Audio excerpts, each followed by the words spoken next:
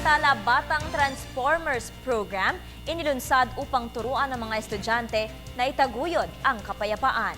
Balitaan mo kami, Bianca Piedad.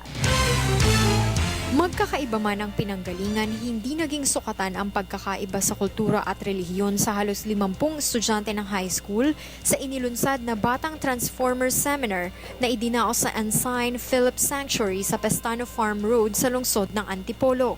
Layo nito na iwaglit ang anumang pumipigil sa pagkakaisa, pagkakaunawaan at pagtanggap sa isa't isa ng bawat kabataang Pilipino sa iba't ibang rehiyon sa bansa. Nagmula ang mga ito sa Cordillera, Basilan, Maguindanao, Tawi-Tawi, Sulu at iba pang bahagi ng kabilang sa mga aktibidad na ginawa ng mga batang Transformers ang paligsahan sa paglangoy, Survivor's Challenge, Learning the Ways of Trust, Coping with Toxic Waste, campfire playtime at mind messengers o pagbibigay ng payo mula sa mga resource persons. Ayon kay Senador Coco Pimentel, mahalaga na magkaroon ng mapayapang relasyon sa kapwa Pilipino. Alam mo na, pagka meron tayong harmonious relationships, meron tayong peace. Ang dami pong problemang nasosolve lamang sa peace.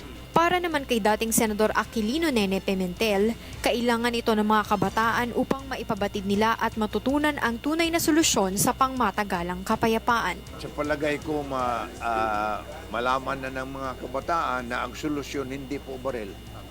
That they should stand up, yun ang na-emphasize ko kanina at pati na si Senator Coco kanina, na magsalita sila.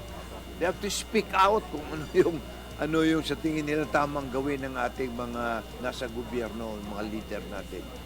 Naniniwala naman ang mga guro at estudyante na dumalo sa nasabing seminar na makakatulong ito sa pagtataguyod ng kagalingan ng mga kabataang Pilipino sa buong bansa.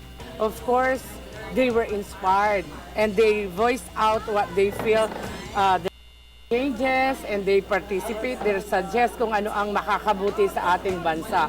So with that young minds, they get involved, they get inspired. Maganda po itong naidudulot nito sa amin kasi maaari po namin itong mai-apply doon sa pag-uwi po namin sa aming respective na mga lugar, pwede po namin mai-apply.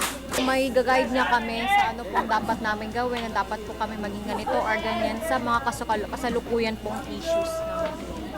Inaasahan na matapos ang bonding seminar ay maisasagawa at maibabahagi naman ng mga kabataang ito sa kanilang lugar ang kanilang natutunan. Para sa Telebisyon ng Bayan, Bianca Piedad.